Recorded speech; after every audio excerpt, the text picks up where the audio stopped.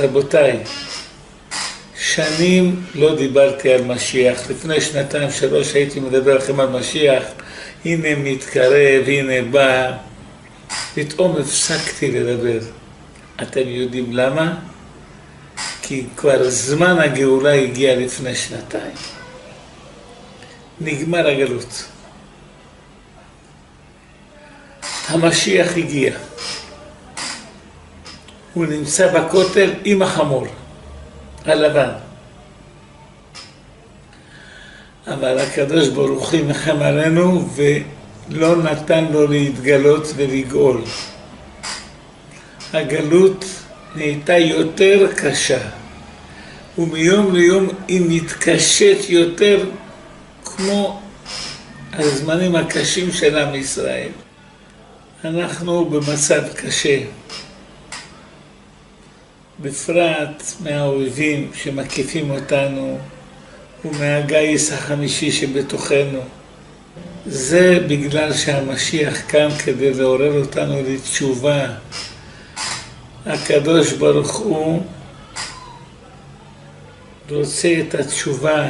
אם יבוא המשיח כעת ויתגלה, אנשים חושבים שישמחו שבמשיח 80% ייעלמו אם לא יותר. נהרות ארץ ישראל ישפכו דם.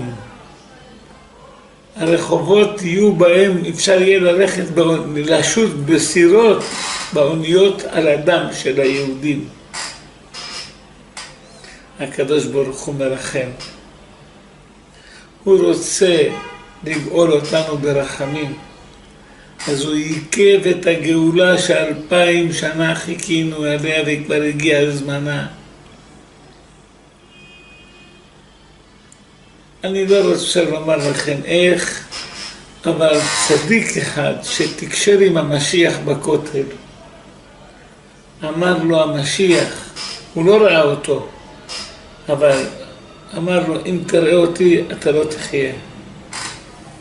אבל הוא ידע את הנוכחות שלו והוא ראה את האור שלו. אמר לו, למה אתם לא מבקשים אותי? למה אתם לא מחפשים לי וקוראים לי? כל אחד קורא למשיח בגלל שהוא חושב שמשיח יהיה לקופת חולים שלו או הביטוח הלאומי שלו, שיגאל אותו מהבעיה הפרטית שלו. אף אחד לא מבקש את המשיח בגלל שהשכינה בגלות. אולי בודדים.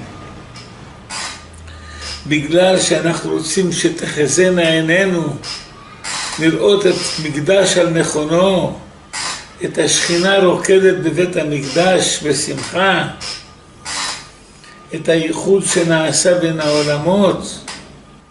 אפילו בתשעה באב כשאנשים בוכים על החורבן, לא בוכים כמו על שהוא לא קיים היום, רק כשהוא נשרף פעם. בודדים זוכרים שמי שלא נבנה בית המקדש בימיו כאילו נחרב בימיו.